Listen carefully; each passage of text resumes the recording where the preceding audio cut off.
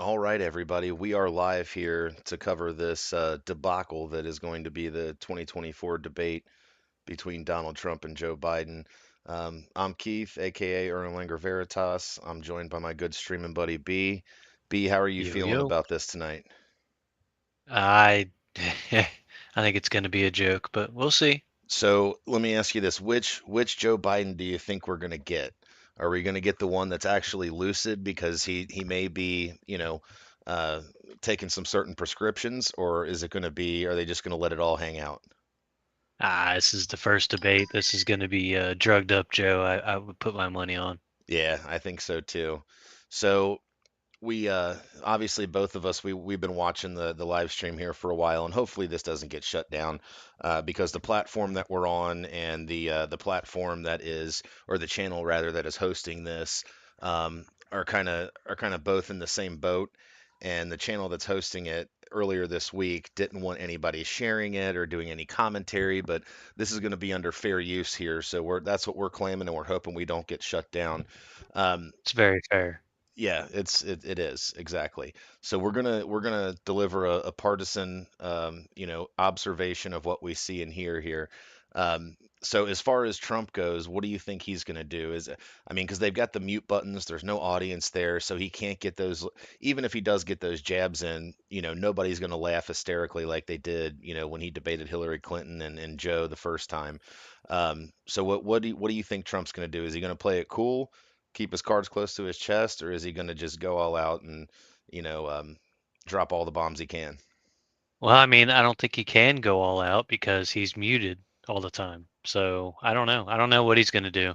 Yeah, and I we mean, we it's hard to say. we joked earlier about him actually walking over to Joe Biden's mic and stealing that and stealing his time. So we'll see what happens here.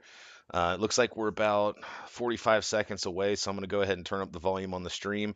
And guys, we're just going to provide like little commentary in between comments and in between answers. And then, of course, I think there's two commercial breaks as well, where we'll kind of dissect what we just saw. So I'm going to go ahead and turn the volume up here and see what's going on. Oh, we're still playing cheesy music. Okay. Hopefully this isn't copyright. At least they finally stopped the fucking stream of propaganda. Make Yeah. Trump bad. Yeah, we had bad haircuts and, all kinds of propaganda here in the last half hour since this stream went live. Malarkey. It was malarkey. You pluribus unum, boys. Oh shit. CNN we trust. We're live from Georgia, a key battleground state in the race for the White House. In just moments, the current U.S. president will debate the former U.S. president as their party's presumptive nominees, a first in American history. We want to welcome our viewers in the United States. Actually, pretty cool that that's the first time that's ever happened before. This is the CNN. It's a shame it's got to be debate. This these debate guys. is being produced by CNN and is coming to you live on CNN, CNN International, CNN.com, CNN Max, and CNN Espanol. God, how many fucking This is channels do a they pivotal have? moment between President Joe Biden and former President Donald Trump in their rematch for the nation's highest office. Each will make his case to the American people with just over 4 months until Election Day. Good evening, I'm Dana Bash, anchor of CNN's Inside Politics and co-anchor of State of the Union. I'm Jake Tapper, anchor of CNN's The Lead and co-anchor of State of the Union. Dana and I will co-moderate this evening. Our job is to facilitate a debate between the two candidates tonight. Before we introduce them, we want to share the rules of the debate with the audience at home. Former President Trump will be on the left Not side the audience of the screen. there. President Biden will be appearing on the right. A coin toss determined their positions. Each candidate will have 2 minutes to answer a question and 1 minute each for responses and rebuttals. An additional minute for follow-up, clarification, or response is at the moderator's discretion. Yeah, that's okay. When convenient. it's time for a candidate to speak, his microphone will be turned on and his opponent's microphone will be turned off. Should a candidate interrupt when his microphone is muted, he will be difficult to understand for viewers at home. At the end of the debate, each candidate will get 2 minutes for closing statements. There is no studio audience tonight. Pre-written notes, props, or contact with campaign staff are not permitted during the debate. By accepting our invitation to debate, both candidates and their campaigns agreed to accept these rules. Now, please welcome the 46th President of the United States, Joe Biden. Go. What's the over/under on him doing his cornholio pose tonight? Great to be here. Thank you. And please welcome the Starting off 45th strong. President Yeah. of the United States, Donald Trump.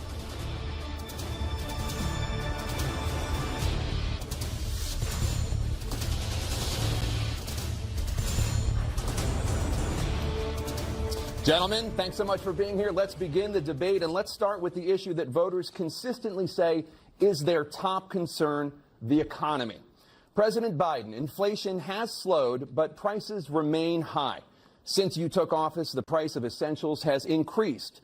For example, a basket of groceries that cost $100 then now costs more than $120. And typical it's more home than that. prices have jumped more than Oh, yeah. 30%. What do you say Shit. to voters who feel they are 150. worse off under your presidency than they were under President Trump? We got to take a look at what I was left when I became president, what Mr. Trump left me. We had an economy that was in free fall. The pandemic was so badly handled. Many people were dying. All he said was, it's not that serious. Just inject a little bleach into your arm. You'll be all right. The economy collapsed. There were no jobs. Unemployment rate rose to 15%. It was terrible. And so what we had to do is try to put things back together again. And that's exactly what we began to do. We created 15,000 new jobs. We brought out Is he still a alive? position where we have 800,000 new manufacturing jobs. But there's more to be done. There's more to be done. Working class people are still in trouble. I come from Scranton, Pennsylvania. I come of a household where the kitchen table, if the things weren't able to be met during the month, it was a problem. Price of eggs, the price of gas, the price of housing, the price of a whole things. That's why I'm working so hard to make sure I deal with those problems. And we're going to make sure that we reduce the price of housing. We're going to make sure we build 2 million new units. We're going to make sure we cap rents so corporate greed can't take over. The combination, what I was left with in corporate greed, is the reason why we're in this problem right now. In addition to that, we're in a situation where if you take a look at all that was done in his administration, he didn't do much at all. By the time he left, things were in chaos. Literally chaos. And so we put things back together. We created, I said, those jobs. We make sure we had a situation. I mean, you have 3.5 years to fix We it. brought down the price of Yeah. prescription drugs, which is a major issue for many people, to $15. He's fucking all over the place. A insulin shot as opposed to $400. No senior has to pay more than $200 for any drug, all the drugs they can include beginning next year. And the situation is and we're going to make that available to everybody, to all Americans. So we're working to bring down the price around the kitchen table, and that's what we're going to get done. Thank you. President Trump? We have the greatest economy in the history of our country. We have never done so well. Everybody was amazed by it. Other countries were copying us. We got hit with COVID, and when we did, we spent the money necessary so we wouldn't end up in a Great Depression, the likes of which we had in 1929. By the time we finished, so we did a great job. We got a lot of credit for the economy, a lot of credit for the military, and no wars, and so many other things. Everything was rocking good. But the thing we never got the credit for, and we should have, is getting us out of that COVID mess. He created mandates that was a disaster for our country. But other than that, we had given them back a country where the stock market actually was higher than pre-COVID, and nobody thought that was even possible. The only jobs he created are for illegal immigrants and bounce-back jobs, a bounce-back from the COVID. He has not done a good job. He's done a poor job, and inflation's killing our country. It is absolutely killing us. Thank you, President Biden. He's absolutely Well, look, right. the greatest economy in the world. He's the only one who thinks that, I think. I don't know anybody else who thinks he's the greatest economy in the world. And, you know, the fact of the matter is that we find ourselves in a situation where his economy, he rewarded the wealthy. He had the largest tax cut in American history, $2 trillion. He raised a deficit larger than any president has in any one term. He's the only president other than Herbert Hoover who's lost more jobs than he had when he began, since Herbert Hoover. The idea that he did something That was mainly because of COVID. And the military. You know, when he was president, they were still killing people in Afghanistan. He didn't do anything about that. When he was president, we were still finding ourselves in a position where you had a notion that we were this safe country. The truth is, I'm the only president this century that doesn't have this decade, that doesn't have any troops dying anywhere in the world like he did. This century. President Trump, I want to follow up if I can. Am I allowed to respond to him? Well, I'm going to ask you a follow-up. You can do whatever you want with the minute that we give you. I want to follow up. Here we you go. want to impose a 10% tariff on all goods coming into the U.S. How will you ensure that that doesn't drive prices even higher? It's not going to drive them higher. It's just going to cost countries that have been ripping us off for years, like China and many others, in all fairness to China.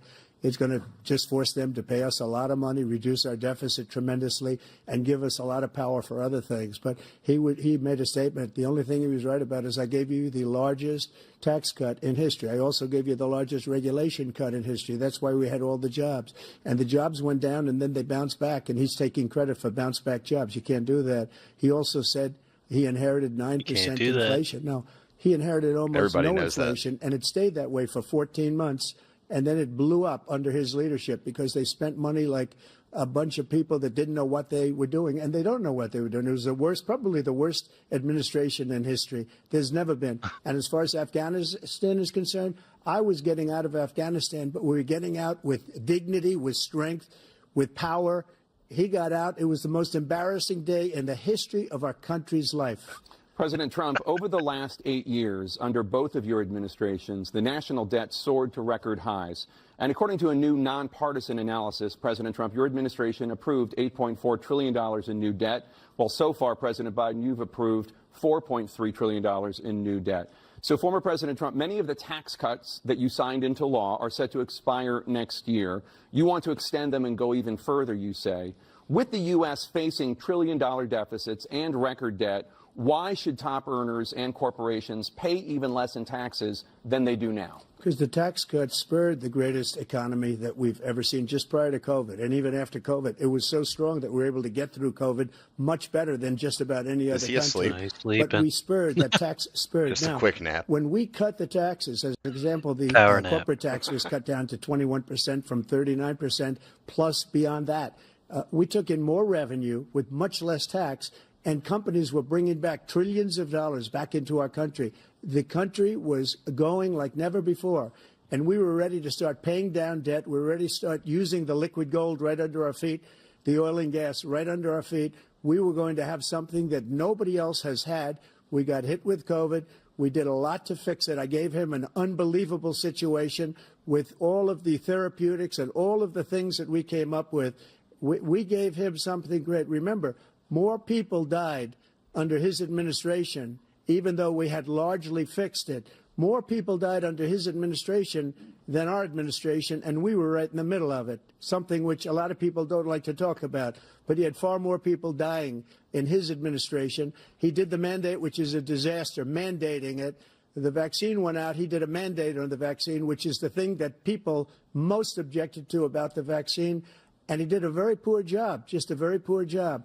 And I will tell you, not only poor there, but throughout the entire world, we're no longer respected as a country. They don't respect our leadership. They don't respect the United States anymore. We're like a third world nation between weaponization of his election, trying to go after his political opponent, all of the things he's done. We've become like a third world nation, and it's a shame. The damage he's done to our country.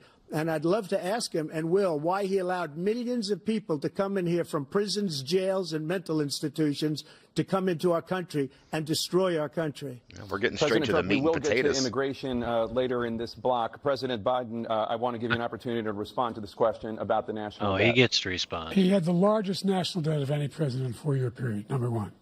Number two, that $2 trillion tax cut benefited the very wealthy. What I'm going to do is fix the tax system. For example, we have 1,000 trillionaires in America. Billionaires in America. And what's happening? They're in a situation where they, in fact, pay 8.2% in taxes. If they just paid 24% or 25%, either one of those numbers, they'd raise $500 billion, I should say, in a 10-year period. We'd be able to wipe out his debt. We'd be able to help make sure that all those things we need to do. They wouldn't stick around for 10 years. They'd move their operations to other countries. Strengthen our health care system, making sure that we're able to make every single solitary person eligible for what I've been able to do with the with the COVID. With dealing with everything we have to do with. Look, we finally beat Medicare.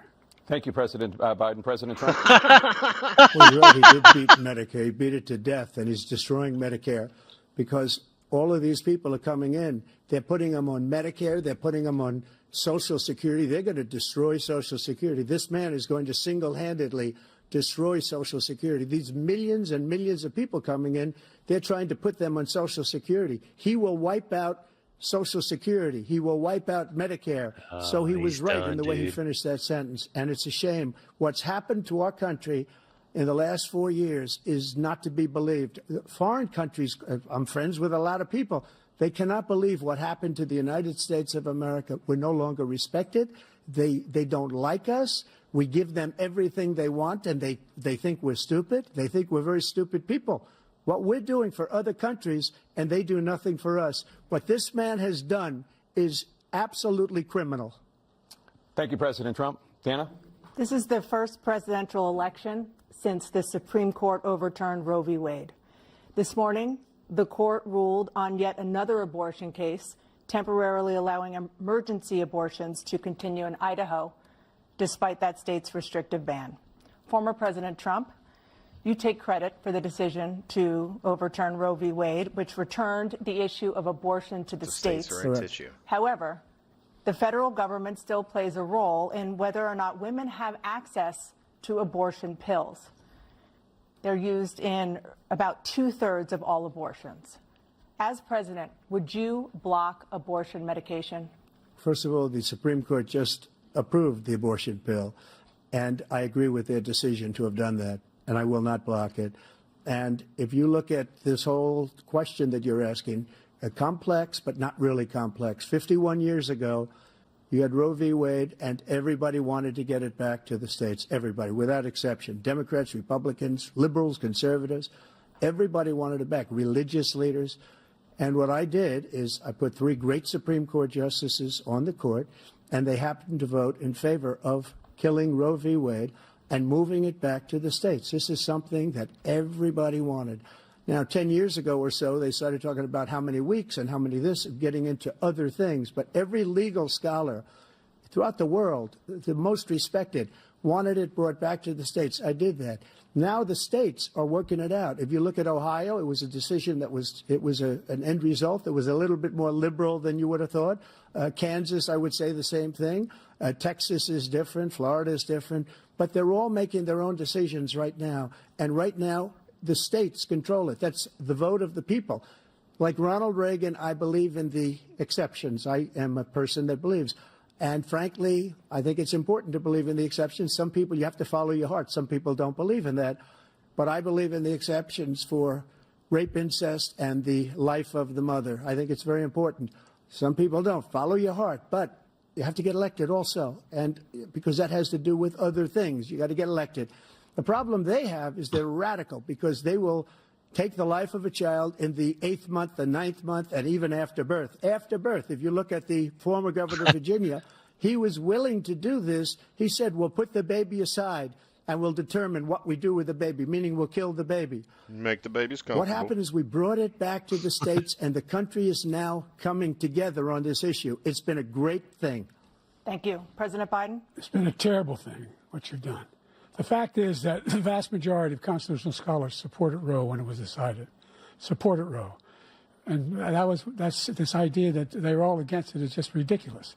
And this is the guy who says the state should be able to have it. We're in a state where in 6 weeks, you don't even know whether you're pregnant or not, but you cannot see a doctor and have him decide on what your circumstances are, whether you need help. The idea that states are able to do this is a little like saying we're going to turn civil rights back to the states. Let each state have a different rule. Look, there's so many young women who have been, including a young woman who just was murdered, and he went to the funeral. The idea that she was murdered by an immigrant coming in, they talk about that. But here's the deal. Oh, he almost called him illegal again. Young women are being raped by their in-laws, by their spouses, brothers and sisters, it's just ridiculous, and they can do nothing about it. And they try to arrest them when they cross state lines. Thank you. There have been Fuck's he many talking young about? women murdered by the same people he allows to come across our border. We have a border that's the most dangerous place anywhere in the world, considered the most dangerous place anywhere in the world. And he opened it up, and these killers are coming into our country, and they are raping and killing women. And it's a terrible thing. As far as the abortion is concerned, it is now back with the states. The states are voting. In many cases, it's frankly a very liberal decision. In many cases, it's the opposite. But they're voting, and it's bringing it back to the vote of the people, which is what everybody wanted, including the founders, if they knew about this issue, which, frankly, they didn't.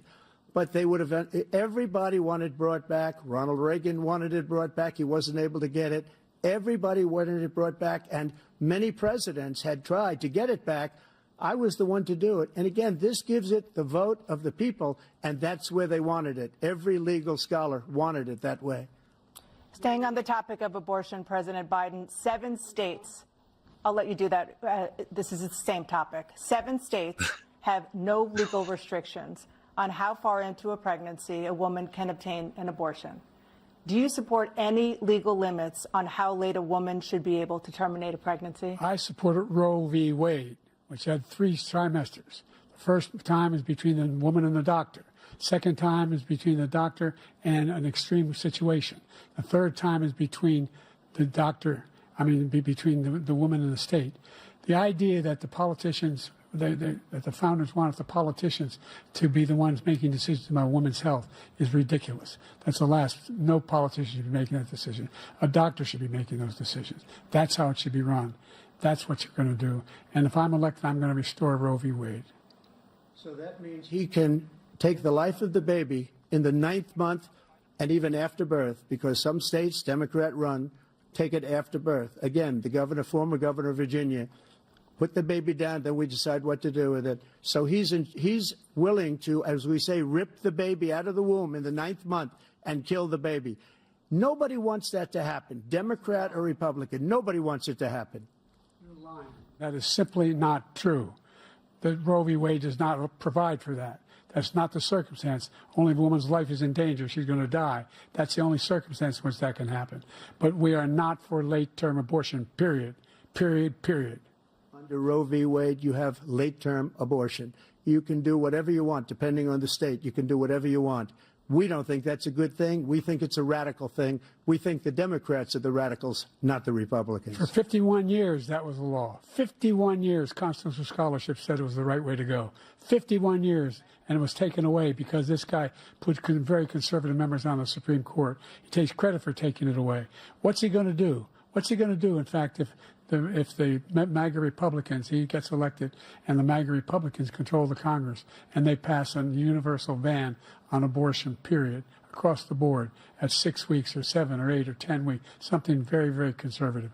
Is he going to sign that bill? I'll veto it. He'll sign it. Thank you.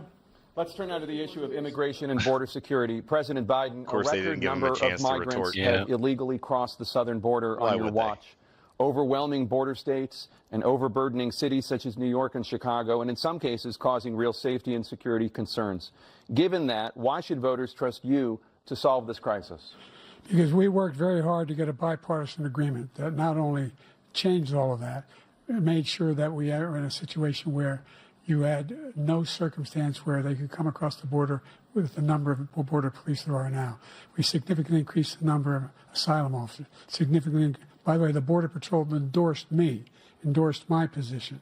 In addition to that, we found ourselves in a situation where when he was president, he was separating babies from their mothers, putting them in cages, making sure the families were separated. That's not the right way to go. What I've done since I've changed the law, what's happened?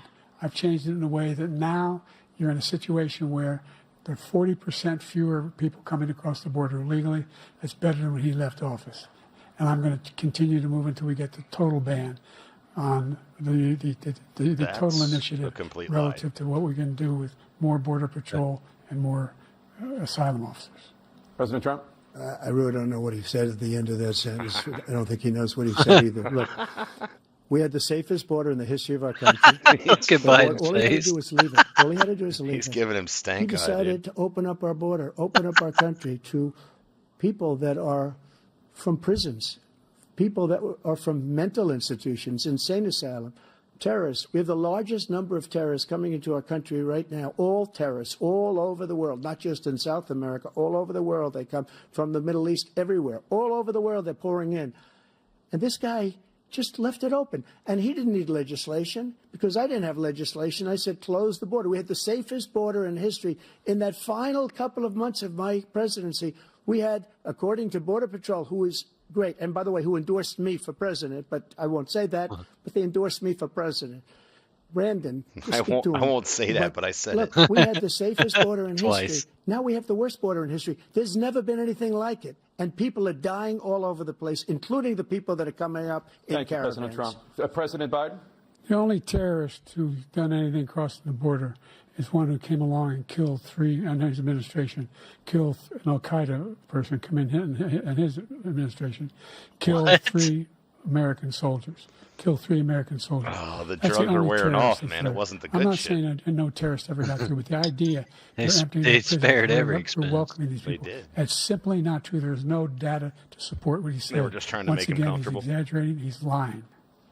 President Trump, staying on the topic of immigration, you've said that you're going to carry out, never quote, gets the a chance largest to- domestic deportation operation That's in what I American wrote. history, unquote. Does that mean that you will deport every undocumented immigrant in America, including those who have jobs, including those whose spouses are citizens, and including those who have lived here for decades? Please and say if yes. so, how Just will say you yes. do it? Just 1 second. He said we killed three people. The people we killed are al-Baghdadi and Soleimani, the two greatest terrorists, biggest terrorists anywhere in the world. And it had a huge impact on everything, not just border, on everything.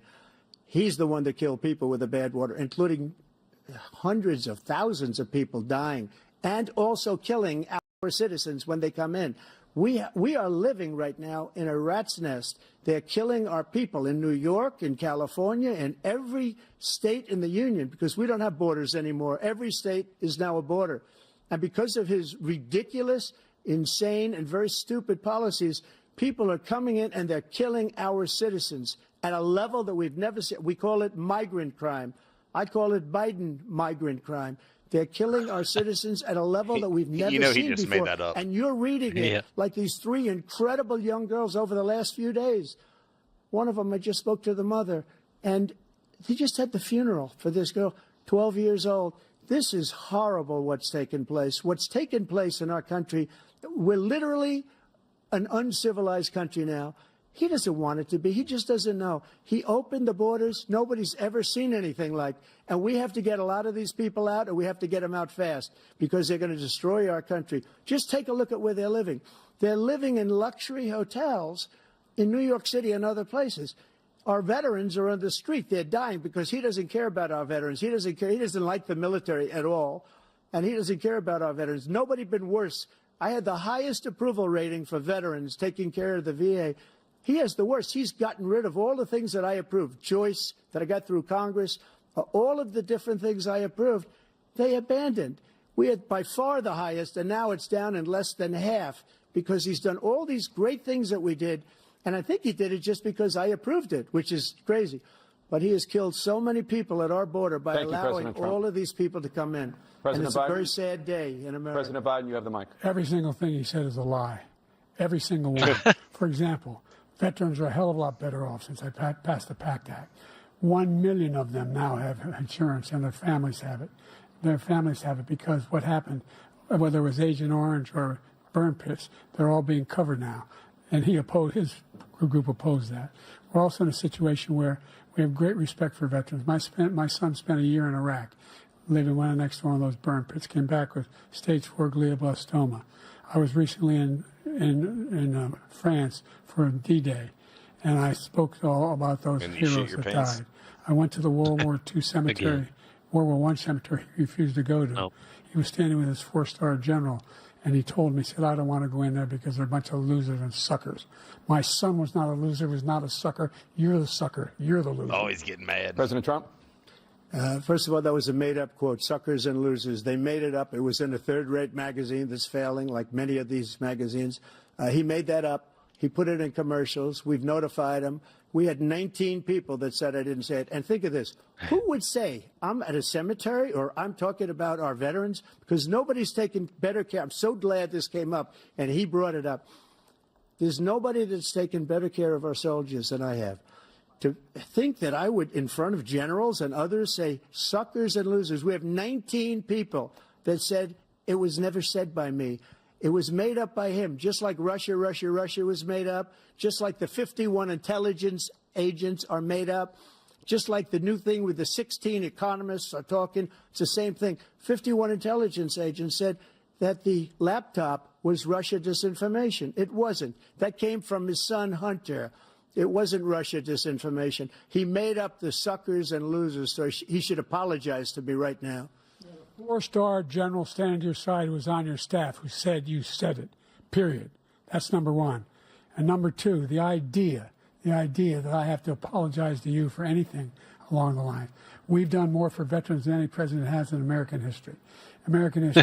And they now are in their family. The only sacred obligation we have as a country is to care for our veterans when they come home and their families and equip them when they go to war. That's what we're doing. That's what the VA is doing now. They're doing more for veterans than ever before. Why are we going to war again? All right, thank you so much. Yeah, no shit. The topic of foreign policy. I want to begin with Russia's war against Ukraine, which is now in its third year. Former President Trump, Russian President Vladimir Putin says he'll only end this war if Russia keeps the Ukrainian territory it has already claimed and Ukraine abandons its bid to join NATO. Are Putin's terms acceptable to you? First of all, our veterans and our soldiers can't stand this guy. They can't stand him. They think he's the worst commander-in-chief, if that's what you call him, that we've ever had. They can't stand him. So let's get that straight. And they like me more than just about any of them. And that's based on every single bit of information. As far as Russia and Ukraine, if we had a real president, the president that knew, that was respected by Putin, he would have never invaded Ukraine. A lot of people are dead right now, much more than people know. You know, they talk about numbers. You can double those numbers, maybe triple those numbers. He did nothing to stop it. In fact, I think he encouraged Russia from going in. I'll tell you what happened. He was so bad with Afghanistan. It was such a horrible embarrassment, most embarrassing moment in the history of our country, that when Putin watched that and he saw the incompetence, that he should have fired those generals, like I fired the one that you mentioned, and so he's got no love lost. But he should have fired those generals. No general got fired for the most embarrassing moment in the history of our country, Afghanistan, where we left billions of dollars of equipment behind. We lost 13 beautiful soldiers, and 38 soldiers were obliterated. And by the way, we left people behind, too. We left American citizens behind. When Putin saw that, he said, you know what? I think we're going to go in and maybe take this was his dream. I talked to him about it, his dream. The difference is he never would have invaded Ukraine. Never. Just like Israel would have never been invaded in a million years by Hamas. You know why? Because Iran was broke with me. I wouldn't let anybody do business with them. They ran out of money. They were broke. They had no money for Hamas. They had no money for anything. No money for terror. That's why you had no terror at all during my administration. This place, the whole world is blowing up under him. President Biden? I've never heard so much malarkey in my whole life. Look, the fact He of the matter fucking is said that we're in a malarkey. situation where, let's take the last point first. Iran attacked American troops, caused brain damage for a number of these troops, and he did nothing about it. Recently, not when he was president. They attacked. He said they're just having headaches. That's all it is. He didn't do a thing when the attack took place, number one. Number two, we got over 100,000 Americans and others out of Afghanistan during that airlift. Number three, we found ourselves in a situation where, if you take a look at what Trump did in Ukraine, this guy told Trump, do whatever you want, and do whatever you want. And that's exactly what Trump did to Putin, encourage him, do whatever you want. And he went in. And listen to what he said when he went in. He was going to take Kyiv in 5 days, remember? Because it's part of the old Soviet Union. That's what he wanted to reestablish, Kyiv. And he, in fact, didn't do it at all. He wasn't able to get it done. And they've lost thousands and thousands of troops, 500,000 troops. The fact of the matter is, he didn't do it until you were there. For 1 minute, I just want to go back to my original question, which is, are Putin's terms acceptable to you? Keeping the territory in Ukraine? No, they're not acceptable.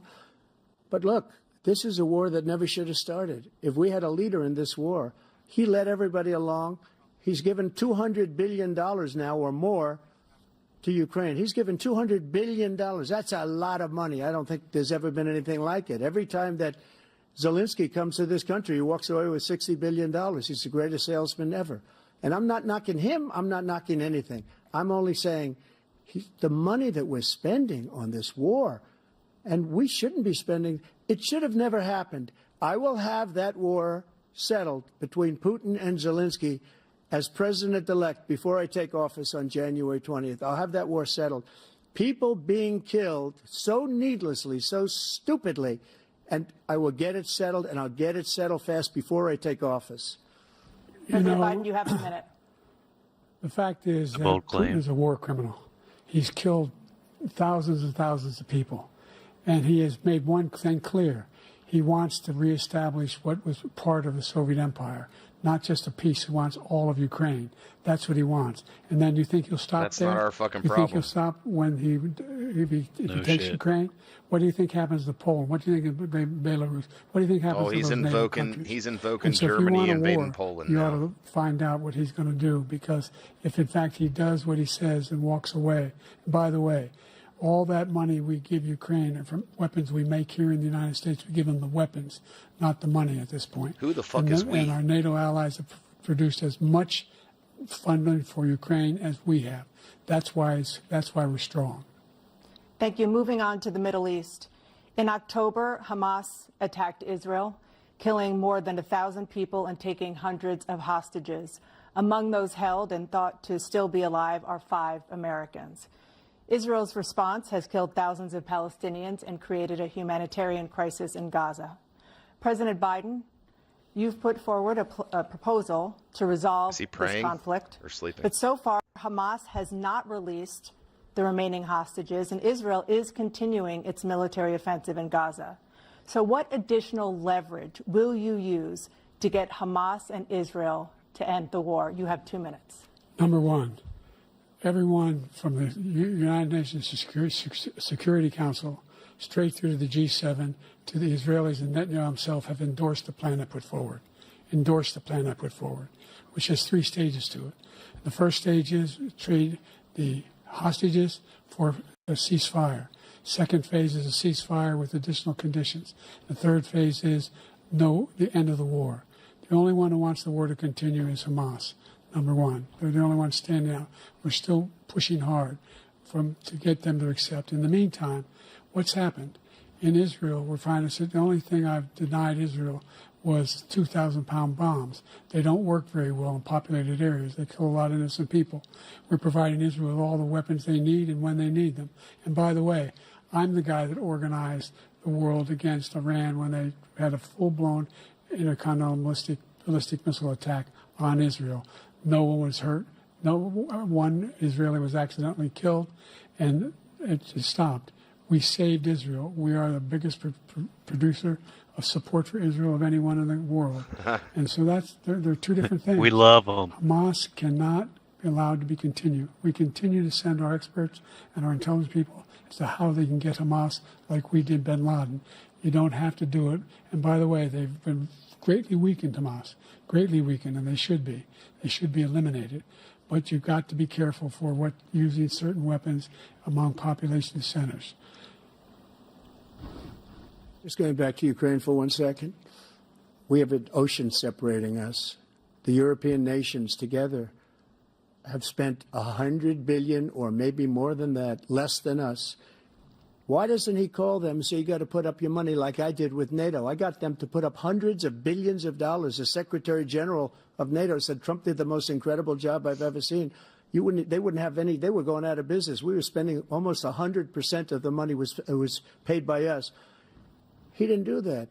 He's getting all. You got to ask these people to put up the money. We're over $100 billion more spent, and it has a bigger impact on them because of location, because we have an ocean in between.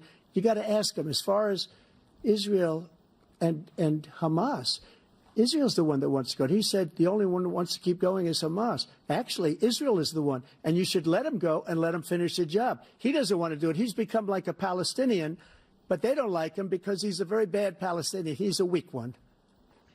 President Biden, you have a minute. I've never heard so much foolishness. This is a guy who wants to get out of NATO. Damn, I need him to say malarkey one more time to hit my over-under. The idea that we have our strength lies in our alliances as well. It may be a big ocean, but we're ever able to avoid a war in Europe, a major war in Europe? What happens if, in fact, you have Putin continue to go into NATO? We have an Article 5 agreement. Attack on one is attack on all. You want to start the nuclear war he keeps talking about, go ahead. Let Putin go in and control Ukraine and then move on to Poland and other places. See what happens then. He has no idea what the hell he's talking about. They're not going to let Trump talk and after by the way, this. I got 50 other nations around the world to support Ukraine, including Japan and South Korea, because they understand that this kind of dislocation has a serious threat to the whole world peace. No major war in Europe has ever been able to be contained just to Europe. President Trump, just to follow up, would you support the creation of an independent Palestinian state in order to achieve peace in the region? I'd have to see, but before we do that, the problem we have is that we spend all the money. So they kill us on trade. I made great trade deals with the European nations because if you add them up, they're about the same size economically. Their economy is about the same size as the United States. And they were no cars, they don't want anything that we have, but we're supposed to take their cars, their food, their everything, their agriculture. I changed that. But the big thing I changed is they don't want to pay. And the only reason that he can play games with NATO is because I got them to put up hundreds of billions of dollars. I said, and he's right about this, I said, no, I'm not going to support NATO if you don't pay. They asked me that question, would you guard us against Russia at a very secret meeting of the 28 states at that time, nations at that time. And they said, no, if you don't pay, I won't do that. And you know what happened? Billions and billions of dollars came flowing in the next day and the next months. Billions. But now we're in the same position. We're paying everybody's bills.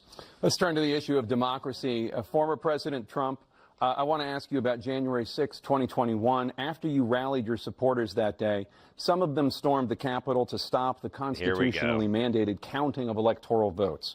As president, you swore an oath to, quote, preserve, protect, and defend, unquote, the Constitution. What do you say to voters who believe that you violated that oath through your actions and inaction on January 6th and worry that you'll do it again? Well, I don't think too many believe that. And let me tell you about January 6th. On January 6th, we had a great border. Nobody coming through, very few. On January 6th, we were energy independent. On January 6th, we had the lowest taxes ever. We had the lowest regulations ever. On January 6th, we were respected all over the world. All over the world, we were respected. And then he comes in, and we're now laughed at. We're like a bunch of stupid people. What happened to the United States' reputation under this man's leadership is horrible, including weaponization, which I'm sure at some point you'll be talking about, where he goes after his political opponent because he can't beat him fair and square. You have 80 seconds left. My question was, what do you say to those voters who believe that you violated your constitutional oath through your actions and inaction on January 6, 2021, and worry that you'll do it again? Well, I didn't say that to anybody. I said peacefully and patriotically. And Nancy Pelosi, if you just watched the news from 2 days ago, on tape to her daughter, who's a documentary filmmaker, they say, but she's saying, oh, no, it's my responsibility. I was responsible for this. Because I offered her 10,000 soldiers or National Guard, and she turned them down. And the mayor in writing, by the way, the mayor, in writing, turned it down, the mayor of D.C. They turned it down. I offered 10,000 because I could see, I had virtually nothing to do. They asked me to go make a speech. I could see what was happening. Everybody was saying they're going to be there on January 6th. They're going to be there. And I said, you know what? There's a lot of people coming. You could feel it. You could feel it, too, and you could feel it. And I said, they ought to have some National Guard or whatever. And I offered it to her. And she now admits that she turned it down. And it was the same day she was, that's 100% I don't know, true. She can't be very happy with her daughter because it made her into a liar. She said, I take full responsibility for January 6th. President Biden?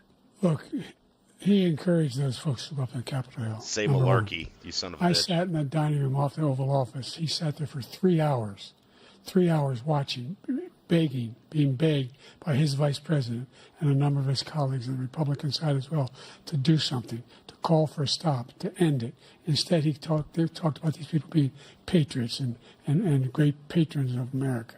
In fact, he says he'll now forgive them for what they've done. They've been convicted. He says he wants to commute their sentences and say that no. But he went to every single court in the nation. I don't know how many cases, scores of cases, including the Supreme Court. And they said, no, this guy is responsible for doing what was done. He did do a damn thing. And these people should be in jail. And they should be the ones who are being held accountable. And he wants to let them all out. And now he says if he loses again, such a whiner that he is, that it could be a bloodbath. Thank you, President Biden. President Trump? What they've done to some people that are so innocent, you ought to be ashamed of yourself. What you have done, how you've destroyed the lives of so many people. When they ripped down Portland, when they ripped down many other cities, you go to Minnesota, Minneapolis, what they've done there, with the fires all over the city. If I didn't bring in the National Guard, that city would have been destroyed. It's mostly peaceful. When you look at all of they took over big chunks of Seattle. I was all set to bring in the National Guard. They heard that. They saw them coming, and they left immediately. What he said about this whole subject is so off. Peacefully patriotic. One other thing. The Unselect Committee, which is basically two horrible Republicans that are all gone now, out of office, and Democrats, all Democrats, they destroyed and deleted all of the information they found because they found out we were right. We were right. And they deleted and destroyed all of the information. They should go to jail for that. If a Republican did that, they'd go to jail. Thank you, President Trump. President Biden, I want to give you a There's minute. definitely a double The only standard person there. on this stage is a convicted felon is the man I'm looking at right now. And the fact of the matter is, what he's telling you is You would simply be not too true. if you were fit to The stand fact trial. is that there was no effort on his part to stop what was going on up in Uh-oh. Uh-oh, we got a little buffering issue here, guys.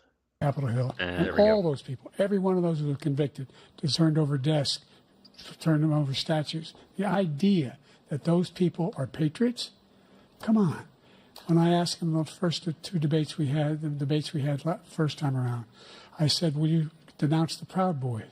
He said, no, I'll tell them to stand by. The idea he's refusing, will you denounce these guys? Will you denounce the people we're talking about now? Will you denounce the people who attacked that Capitol? What are you going to do? I'm going to give you a minute, President Trump, for a follow-up question I have. After a jury convicted you of 34 felonies last month, you said if reelected, you would, quote, have every right to go after, unquote, your political opponents. You just talked about members He's of the gonna Select use that to Committee on respond to January what he 6th just going to said. jail. Your main political Instead of opponent is answering the standing on question. stage with you tonight. Yeah. Can you clarify exactly what it means about you feeling you have every right to go after your political opponents? Well, I said my retribution is going to be success. We're going to make this country successful again, because right now it's a failing nation. My retribution is going to be success. But when he talks about a convicted felon, his son is a convicted felon at a very high got him. level. His son is convicted, going to be convicted probably numerous other times. Should have been convicted before, but his Justice Department let the statute of limitations lapse on the most important things.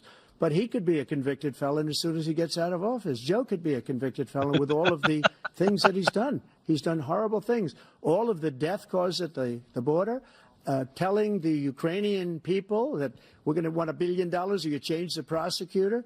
Otherwise, you're not getting $1 billion. If I ever said that, that's quid pro quo. That we're not going to do anything. We're not going to give you $1 billion unless you change your prosecutor having to do with the son. This man is a criminal. This man, you're lucky. You're lucky. I did nothing wrong. We'd have a system that was rigged and disgusting. I did nothing wrong. Thank you, President Trump. President Biden, you have said, I'm coming right to you, sir. You want to respond? Go ahead. I'll give you a minute to respond. The idea that I did anything wrong relative to what you're talking about is outrageous. Was it the blank It's stare simply a that lie, indicated that he number one. wanted to Number respond? two, the idea that you have a right to seek retribution against any American just because you're president is wrong. It's simply wrong. No president's ever spoken like that before. No president in our history has spoken like that before. Number three, the crimes that you are still charged with. And think of all the civil penalties you have. How many billions of dollars do you owe in civil penalties for molesting a woman in public, for doing a whole range of things, of having sex with a porn star on the night while your wife was pregnant? I mean, what are you talking about? You have the morals of an alley cat. Give you a minute, sir. I didn't have sex with a porn star, number one. Number two, that was a case that was started and moved. They moved a high-ranking official, a DOJ, into the Manhattan DA's office to start that case. That case is going to be appealed and won. We had a very terrible judge, a horrible judge, Democrat. The prosecutor were all high-ranking Democrats, appointed people, and both the civil and the criminal. He basically went after his political opponent because he thought it was going to damage me. But when the public found out about these cases, because they understand it better than he does, he has no idea what these cases are. But when they found out about these cases, you know what they did? My poll numbers went up, way up. You know that because you're reporting it. And we took in more money in the last 2 weeks than we've ever taken in the history of any campaign. I don't think any campaign has ever taken. Hundreds of millions of dollars came pouring in because the public knows it's a scam, and it's a guy that's after his political opponent because he can't win fair and square. Thank you, President Trump. President Biden, you have said, quote, Donald Trump and his MAGA Republicans are determined to destroy American democracy. Do you believe that the tens of millions of Americans who are likely to vote for President Trump will be voting against American democracy? The more they know about what he's done, yes. The more they know about what he's done. And there's a lot more coming. He's got a lot of cases down the road coming around. He's got a whole range of issues he has to face. I don't know what the juries will do, but I do know he has a real problem. And so the fact that, could you ever think you heard any president say that I'm going to seek retribution? Do you ever hear any president say that I thought Hitler had some good ideas? What got me involved to run the first place after my son had died, I decided in Iraq, because of Iraq. When did he ever say that? Again, until I saw what happened in Charlottesville, Virginia. People coming out of the woods carrying swastikas on torches, and singing the same anti-Semitic bile they sang when back in Germany. What the fuck is he talking about, man? I spoke to I the have mother, no idea. and It sounds like they malarkey. asked him, they said, what do you think of those people? The people the ones who got killed, the one who tried to stop it, and the ones he said, I think they're fine people on both sides. What American president would ever say, Nazis coming out of they go to fields, commercial carrying after torches, this. singing the same anti-Semitic bile, carrying swastikas, Almost were have to. fine people. Carrying This is a guy who swastikas. says Hitler's done some good things. I really don't I'd like remember to know that. what they are. The good things Hitler's done, that's what he said. This guy has no sense of American He democracy. never said that, dude. President Trump. Jake, both of you know that story has been totally wiped out because when you see the sentence, it said 100% exoneration on that. So he just keeps it going. He says he ran because of Charlottesville. He didn't run because of Charlottesville. He ran because it was his last chance. He's not equipped to be president. You know it, and I know it. It's ridiculous. We have a debate. We're trying to justify his presidency. His presidency, he's without question the worst president, the worst presidency in the history of our country. We shouldn't be having a debate about it. There's nothing to debate. He made up the Charlottesville story, and you'll see it's debunked all over the place. Every reasonable anchor has debunked it. And just the other day it came out where it was fully debunked. It's a nonsense story. He knows that, and he didn't run because of Charlottesville. He used that as an excuse to run. President Biden. And debunked. It happened. All you have to do is listen to what was said at the time. And the idea that somehow that's the only reason I ran. I ran because I was worried a guy like this guy could get elected. If he thought they were good people coming out of that forest, carrying those woods, carrying those torches, then he didn't deserve to be president. Didn't deserve to be president at all. And the idea that he's talking about all this being fabricated, we saw with our own eyes. We saw what happened on January 6th. We saw the people breaking through the windows. We saw people occupying his own vice president. Look, there's a reason why 40 of his 44 top cabinet officers refused to endorse him this time. His vice president hasn't endorsed him this time. So why? Why? They know him well. They serve with him. Why are they not endorsing him? Thank you, President Biden. We're going to be right back with more from the CNN presidential debate. Fucking classic, man. That is classic. Uh-huh. Commercial They time. did a Dr. Phil. We'll be right back. All right, I'm gonna turn this down a little bit here while the commercial break's going on.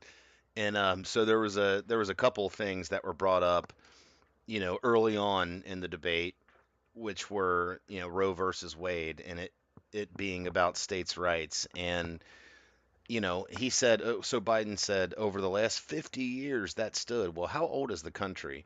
And more than that, if you look at the Constitution, the 10th Amendment says that you know, um, all things that are not enumerated to the federal government lie within the state's hands, right? So, and like Trump said, they never heard of abortion back then. Maybe they did. Maybe it was some sort of like, dirty dancing coat hanger thing in a back alley. But other than that, those are enumerated to the states, and that's how it should be, I think. I mean, I don't know how you feel about that, B. No, I'm same way. I mean, that was kind of the idea of having states. You have different laws, and you don't like it, move to where you do like it. Exactly. So, And a lot of people complain like, "Oh, I've got to travel 2 states over to get an abortion and this and that." And it's like, why is that such commonplace? Like why is an abortion such commonplace? Like I think that says a lot about society as opposed to saying a lot about anything else. yeah, And then in addition to that, they had the conversation about the border being a mess. And you don't have to be on the border. You don't have to live near the border to know, just because of the information age that we live in, to see, people coming across the border in way larger numbers than they were just a few years ago. And the thing that strikes me about that is that the people that are coming across the border, it's not families. It's not men, women, and children. It's just men. And they're not only coming from, Mexico and Central American and South American countries. They're coming from countries all over the world. And that to me is a little bit worrisome. Um, yeah, Go to ahead. say the least. I mean, honestly, that's kind of scary. Like, why would that happen? You're not going to have Chinese people coming in droves from Mexico just by chance. Exactly. Exactly. And so what does that mean? Um, there's a theory that, these military age men are coming across the border because there's going to be some sort of terrorist attack or something like that. Now, I don't know if that's true. Nobody knows if that's true. But what I do know, and what has been reported and been proven as factual, is that certain states, certain blue states, are willing to employ these people as police officers. And so, what do you do then? Because you had all this defund the police movement a couple years ago. What was it, 3 or 4 years ago, during the summer of love, that was defund the police after George Floyd and all that. And then what happens if you defund the police, or the police that are here, that are, citizens of America, who, some of them great, some of them not so great, whatever the case may be, but nonetheless, they fucking get the idea, right? And then you all of a sudden replace that police force with a bunch of people who are just came here, 2 years ago or a year ago or just now. What do you do in that instance? What does that mean for the American people? Um, the other thing, oh, okay, it looks like they're back, so we'll go ahead and unmute here, and we can continue our discussion here shortly. President Biden, while black unemployment dropped to a record low under your presidency, black families still earn far less than white families. Black mothers are still 3 times more likely to die from pregnancy-related causes, and black Americans are imprisoned at 5 times the rate of white Americans. What do you say to black voters who are disappointed that you haven't made more progress? They acknowledge they made a lot of progress, number one. The fact of the matter is there's more small black businesses that have been started than any time in history. Number two, the wages of black unemployment is the lowest level it's been in a long, long time. Number three, we're trying to provide housing for black Americans and dealing with the segregation that exists among these corporations that collude to keep people out of their houses. And in addition to that, we find that the impact on the choice that black families have to make relative to child care is incredibly difficult. When we did the first major piece of legislation in the past, I was able to reduce black child care costs. I cut them in half. We got to make sure we provide for child care costs. We got to make sure, because when you provide that child care, How come you didn't cut the money we're sending to Ukraine in half? Economic growth, because more people can be in the job market. So there's more to be done, considerably more to be done. But we've done a great deal so far, and I'm not letting up, and they know it. You have 49 seconds left. What do you say to black workers who are disappointed with the progress so far? I say I don't blame them for being disappointed. Inflation is still hurting them badly. For example, I provided for He says, I don't care if you don't like it. Any black family, first-time home buyer should get a Why is $10,000 inflation tax still credit hurting them to be badly? able to buy their first home so they can get started. I made sure that we're in a situation where all those black families and those black individuals who provided had to take out student loans that were ballooning, that if they were engaged in nursing, doctor, and anything having to do with volunteerism, if they paid their bills for 10 years on their student debt, all the rest was forgiven after 10 years. Millions have benefited from that. And we're going to do a whole lot more for black families. Thank you, President Trump. And he caused the inflation. He's blaming inflation, and he's right, it's been very bad. He caused the inflation, and it's killing black families and Hispanic families and just about everybody. It's killing people. They can't buy groceries anymore. They can't. You look at the cost of food where it's doubled and tripled and quadrupled. They can't live. They're not living anymore. He caused this inflation. I gave him a country with essentially no inflation. It was perfect. It was so good. All he had to do is leave it alone. He destroyed it with his Green New scam and all this money that's being thrown out the window. He almost said bullshit. He caused inflation. As sure as you're sitting there, the fact is that his big kill on the black people is the millions of people that he's allowed to come in through the border. They're taking black jobs now, and it could be 18, it could be 19, and even 20 million people. They're taking black jobs, and they're taking Fucking Hispanic black jobs. And you haven't seen Goddamn it black yet, jobs, but dude. you're gonna That's see the something issue. that's going to be the worst in our is. history. Thank you. President Biden? There was no inflation when I was because you know why? The economy was flat on its back. 15% unemployment. He decimated the economy, absolutely decimated the economy. That's why there was no inflation. It's not how I at the remember time. it. There were no jobs. We provided thousands and millions of jobs for individuals who Thousands were and including millions. minority communities. We made sure that they have health insurance. We have covered. The This ACA motherfucker, has dude. increased. I made sure that there are $8,000 per person in a family to get written off for health care. But this guy wants to eliminate that. They tried 50 times. He wants to get rid of the 50. ACA again, and they're going to try again if they win. You find ourselves in a position where the idea that we're not doing any, we put more police on the street than any administration has. He wants to cut the cops. We're providing for equity and making sure people have a shot to make it. There's a lot going on, but in inflation, What he the actual caused it fuck is by he his saying, dude? Tremendous I don't know.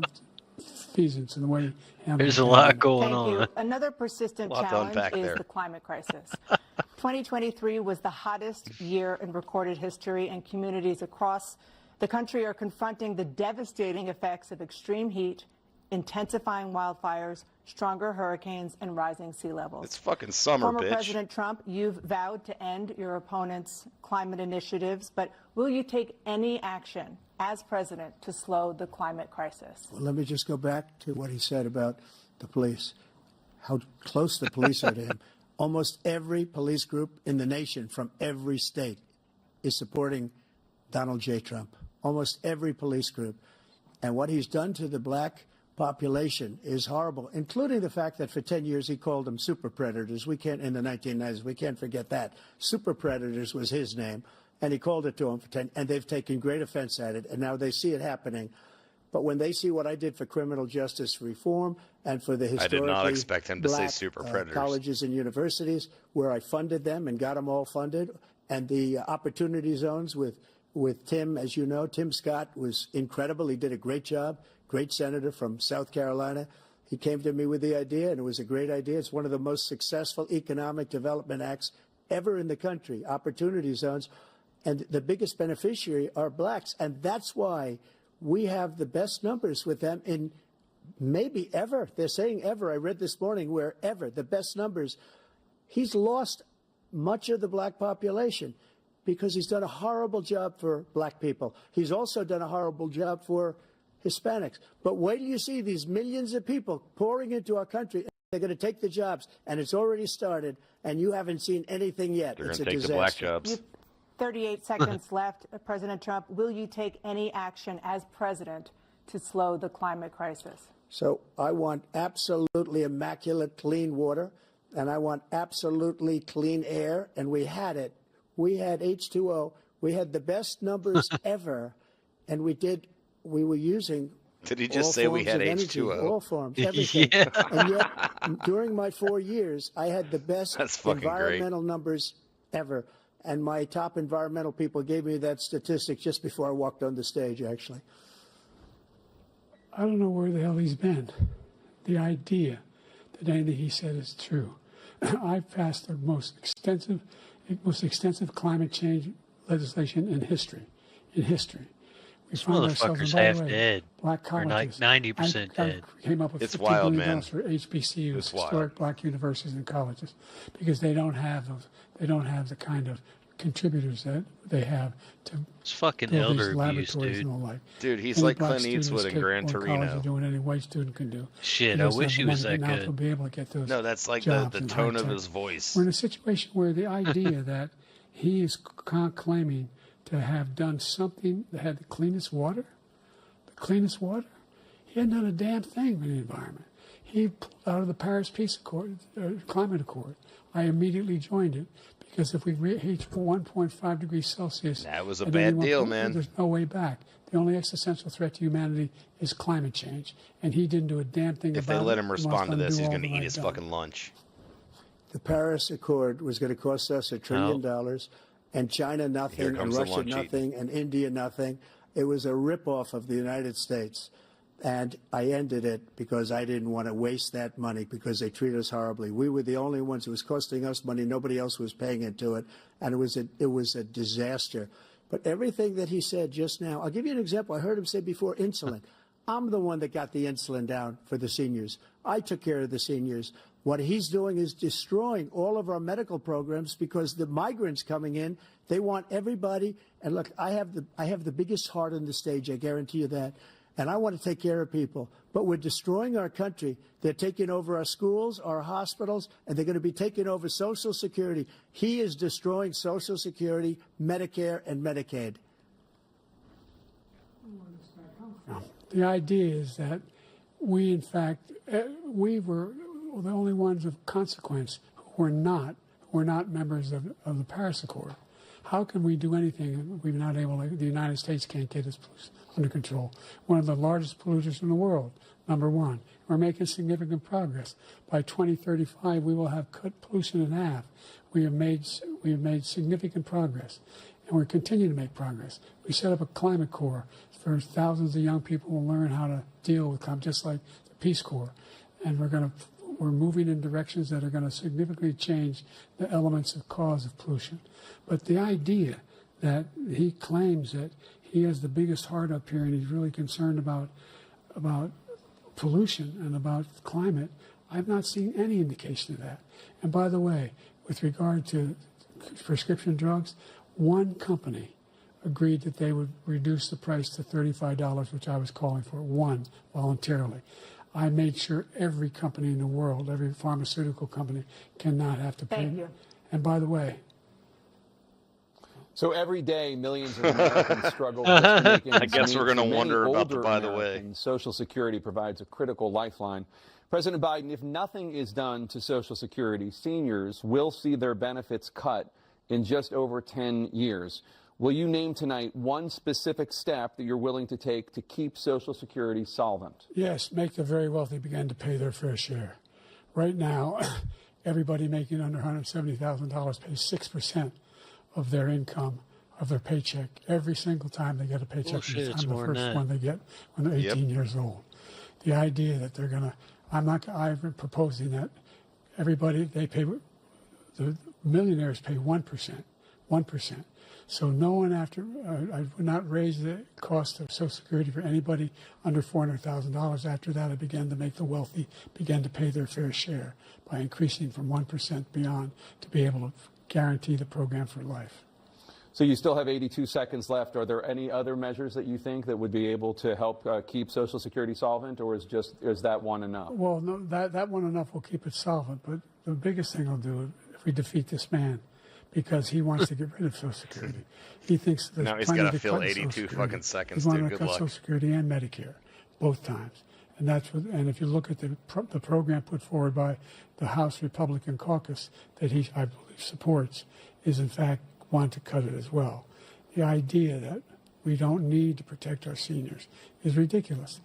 And by the way, the American public has greater health care coverage today than ever before. And on the ACA, as I said, you're in a circumstance where 400,000 people, 40 million people would not have insurance because they have a pre-existing condition. Only thing that allows them to have that insurance is the fact that they, in fact, are part of the ACA. And by the way, the other thing is, we're in a situation where talking about ACA is education bullshit. for black communities. Yeah. I've raised the amount of money for Pell Grants by another $8,000. So anybody making under $70,000 a year is going to be able to get $15,000 toward their tuition. He just doesn't know what he's talking about. Thank you, President Biden. President Trump. So I've dealt with politicians all my life. I've been on this side of the equation for the last 8 years. I've never seen anybody lie like this guy. He lies. I've never seen it. He can look you in the face. About so many other things, too. And we mentioned the laptop. We mentioned Russia, Ukraine. Everything he does is a lie. It's misinformation and disinformation. The losers and suckers story that he made up is a total lie on the military. It's a disgrace.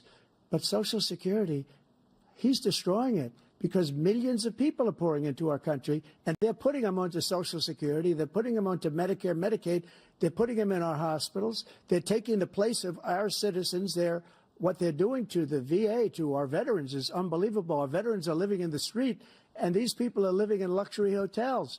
He doesn't know what he's doing. And Joe sits there looking really like he coming knows back. it's all I've true. never seen such anger in our country before. President Biden. The idea that veterans are not being taken care of, I told you before. And by the way, when I said suckers and losers, he acknowledged after that he fired that general. That general got fired because he's the one that acknowledged that that's what he said. He was the one standing with Trump when he said it, number one. Number two, the idea that we're going to be in a situation where all these millions and millions, the way he talks about it, illegal aliens are coming into the country and taking away our jobs. Oh, shit, he called them illegal aliens. He's going to have to apologize. The fastest growing economy in the world. The reason why we have the most successful economy in the world. We're doing better than any other nation in the world. And by the way, those 15 Nobel laureates he talked about being phony, those 15 Nobel laureates, economists, they all said that if Trump is reelected, we're likely to have a recession, and inflation is going to increasingly go up. And by the way, worst president in history, 159 presidential scholars voted him the worst president in the history of the United States of America. President Biden, thank you so much. Let's turn to the cost of child care, which many American families struggle to afford. President Trump, both you and President Biden have tried to address this issue, but the average cost of child care in this country has risen to more than $11,000 a year per child. For many families, the cost of child care for 2 children is more than their rent. In your second term, what would you do to make child care more affordable? Just to go back, the general got fired because he was no good. And if he said that, that's why he made it up. But we have 19 people. I didn't say it, and they're very highly respected, much more so than him. The other thing is, he doesn't fire people. He never fired people. I've never seen him fire anybody. I did fire a lot. I fired Comey because he was no good. I fired a lot of the top people at the FBI, drained the swamp. They were no good. Not easy to fire people. You'd pay a price for it, but they were no good. I inherited these people. I didn't put him there. I didn't put Comey there. He was no good. I fired him. This guy hasn't fired anybody. He never fires. He should have fired every military man that was involved with that the Afghanistan horror show, the most embarrassing moment in the history of our country. He didn't fire. Did you fire anybody? Did you fire anybody that's on the border that's allowed us to have the worst border in the history of the world? Did anybody get fired for allowing 18 million people, many from prisons, many from mental institutions? Did you fire anybody that allowed our country to be destroyed? Joe, our country is being destroyed as you and I sit up here and waste a lot of time on this debate. This shouldn't be a debate. He is the worst president. He just said about me because I said it. But look, he's the worst president in the history of our country. He's destroyed our country. Now all of a sudden he's trying to get a little tough on the border. He came out with a nothing deal, and it reduced it a little bit, like this much. It's insignificant. He wants open borders. He wants our country to either be destroyed or he wants to pick up those people as voters. And I don't think we just can't let it happen. If he wins this election, our country doesn't have a chance, not even a chance, of coming out of this rut. We probably won't have a country left anymore. That's how bad it is. He is the worst in history by far. Thank you, President Trump. President Biden? We're the most admired country in the world. We're the United States of America. There's nothing beyond our capacity. We have the finest military in the history of the world, the finest in the history of the world. No one thinks we're weak. No one wants to screw around with us. Nobody. No, they just think you're weak. Number two, the idea that we're talking about worst presidents. I wasn't joking. Look it up. Go online. 159 or we are online, the motherfucker. Exact number. Presidential historians. They've had meetings and they voted who's the worst president in American history. One through best to worst. They said he was the worst in all of American history. That's a fact. That's not conjecture. He can argue they're wrong, but that was one of Hitler's good ideas. The idea that he is doing anything to deal with child care. He did for virtually nothing to child care. We should significantly increase the child care tax credit. We should significantly increase the availability of women and men or single parents to be able to go back to work. And we should encourage businesses to have. Thank you, President Biden. Facilities. President Trump, the question was about what would you do to make child care more affordable, if you want to take your minute. Just so you understand, we have polling, we have other things that they rate him the worst because what he's done is so bad. And they rate me, I'll show you, I will show you, and they rate me one of the best, okay? And if I'm given another 4 years, I will be the best. I think I'll be the best. Nobody's ever created an economy like us. Nobody ever cut taxes like us. He's the only one I know. He wants to raise your taxes by 4 times. He wants to raise everybody's taxes by 4 times. He wants the Trump tax cuts to expire. So everybody, including the two of you, are going to pay 4 to 5 times. Nobody ever heard of this before. All my life, I'd grow up and I'd see politicians talking about cutting taxes. When we cut taxes, as I said, we did more business. Apple and all these companies, they were bringing money back into our country. The worst president in history by far, and everybody knows it. President Biden? Look, the fact of the matter is that he's dead wrong about. He's increased the tariff. He will increase the taxes on middle class people. I said I'd never raise a tax on anybody making less than $400,000. I didn't. But this tariff is 10% tariffs. Everything coming in the country, you know what the economists say? That's going to cost the average American $2,500 a year more because they're going to have to pay the difference in food and all the things that we're importing. Number two, he's in a situation where he talks about how he has not raised, he somehow helped the middle class. The middle class have been devastated by you. Now you want a new tax cut of $5 trillion over the next 10 years, which is going to fundamentally bankrupt the country. You have the largest deficit of any president in American history, number one. Number two, you have not, in fact, made any contact, any progress with China. We are the lowest trade deficit with China since 2010. Thank you, President Biden. Thank you, President Biden. Let's discuss an epidemic impacting millions of Americans that both of you have made a top priority in your first term, the opioid crisis. And for both of you, the number of overdose deaths in this country has gone up. Under your term, it went up. Under your term, it has gone up. Former President Trump, despite the efforts that both of you have made, more than 100,000 Americans are dying from overdoses every year, primarily from fentanyl and other opioids. What will you do to help Americans right now in the throes of addiction who are struggling to get the treatment they need? To finish up, we now have the largest deficit in the history of our country under this guy. We have the largest deficit with fuck China. Your question. He gets paid by China. He's a Manchurian candidate. He gets money from China. So I think he's afraid to deal with them or something. But do you notice he never took out my tariffs because we bring in so much money with the tariffs that I imposed on China. He never took them away. He can't because it's too much money. It's tremendous. And we saved our steel industries, and there was more to come, but he hasn't done that. But he hasn't cut the tariffs because he can't, because it's too much money. But he's got the largest deficit in the history of our country, and he's got the worst situation with China. China's going to own us if you keep allowing them to do what they're doing to us as a country. They are killing us as a country, Joe, and you can't let that happen. You're destroying our country. So, President Trump, you have 67 seconds left. The question was, what are you going to do to help Americans in the throes of addiction right now who are struggling to get the treatment they need? Jake, we were doing very well at addiction until the COVID came along. We had the 2.5, almost 3 years of like nobody's ever had before, any country, in every way. And then we had to get tough. And it was the drugs pouring across the border it started to increase. We got great equipment. We bought the certain dog that's the most incredible thing that you've ever seen, the way they can spot it. We did a lot, and we were getting very low numbers, very, very low numbers. Then he came along. The numbers, have you seen the numbers now? It's not only the 18 million people that I believe is even low, because what are the numbers, gotaways, Jake? They don't even talk about gotaways. But the numbers of the amount of drugs and human trafficking in women coming across our border, the worst thing I've ever seen, at numbers that nobody's ever seen under him because the border's so bad. But the number of drugs coming across our border now is the largest we've ever had by far. President Trump, thank you. President Biden? Fentanyl and the byproducts of fentanyl went down for a while. And I wanted to make sure we use the machinery that can detect fentanyl, these big machines that roll over everything that comes across the border. And it costs a lot of money. That was part of this deal we put together, this bipartisan deal. More fentanyl machines, more be able to detect drugs, more numbers of agents, more numbers of all the people at the border.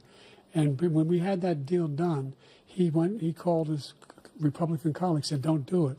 It's going to hurt me politically. No, he never argued it's not a good bill. It's a really good bill. We need those machines. We need those machines. And we're coming down very hard in every country in Asia in terms of precursors for fentanyl. And Mexico is working with us to make sure they don't have the technology to be able to put it together. That's what we have to do. We need those machines. Thank you, President Biden. President Trump, and again, the question is about Americans in the throes of addiction right now struggling to get the treatment they need. Well, because this does pertain to it. He ended Remain in Mexico. He ended catch and release. I made it catch and release in Mexico, not catch and release here. We had so many things that we had done, hard negotiations with Mexico, and I got it all for nothing. It's just like when you have a hostage. We always pay $6 billion for a hostage. Every time we say it's a hostage. Now we have a hostage, a Wall Street Journal reporter, I think a good guy, and he's over there because Putin is laughing at this guy, probably asking for billions of dollars for the reporter.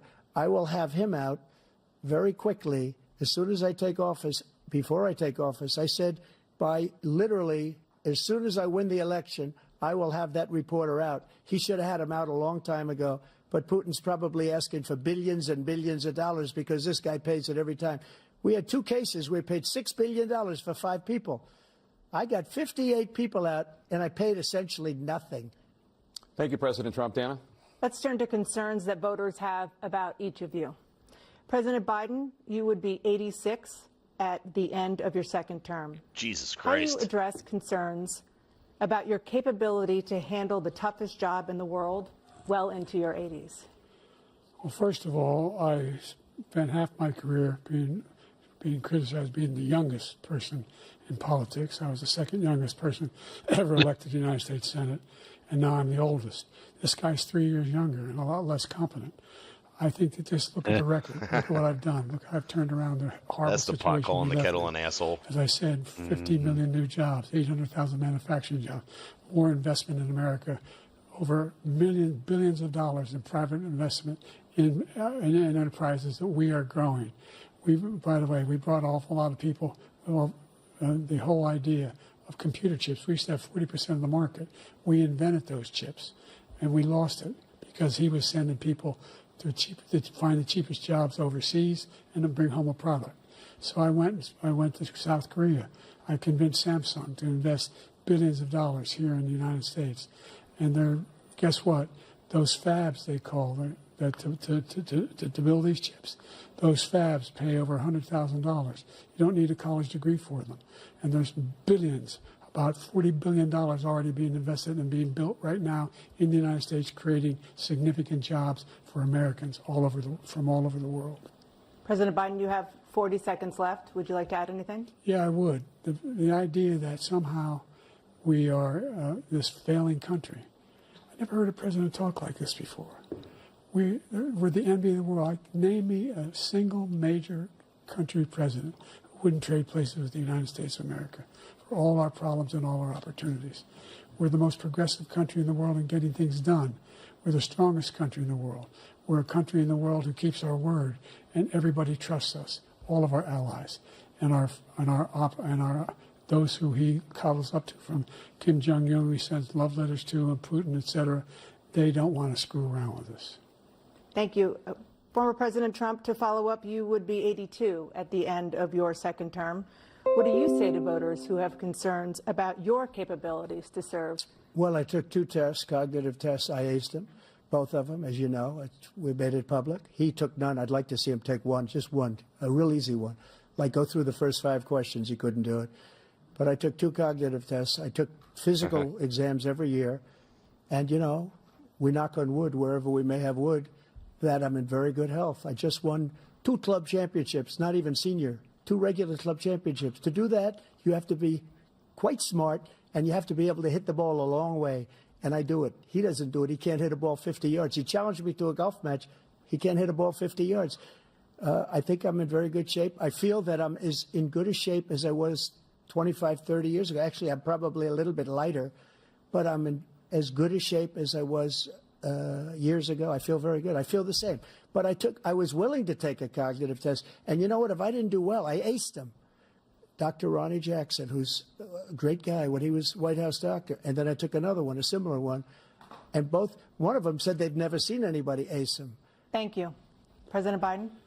You can see he is 6'5" and only 223 pounds, or 235 pounds. Well, How many pounds? 6'4", 200. Well, anyway, anyway, just take a look at what he says he is, and take a look at what he is. Look, I'd be happy to have a driving contest with him. I got my handicap, which when I was vice president, down to a 6. But by the way, I told you before, I'm happy to play golf if you carry your own bag. Think you can do it? That's the biggest lie. He's a 6 handicap of all. I was an 8 handicap. Yeah. 8. Never. But I had, you know how many? I've seen you swing. I know you swing. Let's not act like This is children. great. President Trump, we're going It's to get getting to good Let's now. not act like children. You are a a child. specific concern that voters have about you.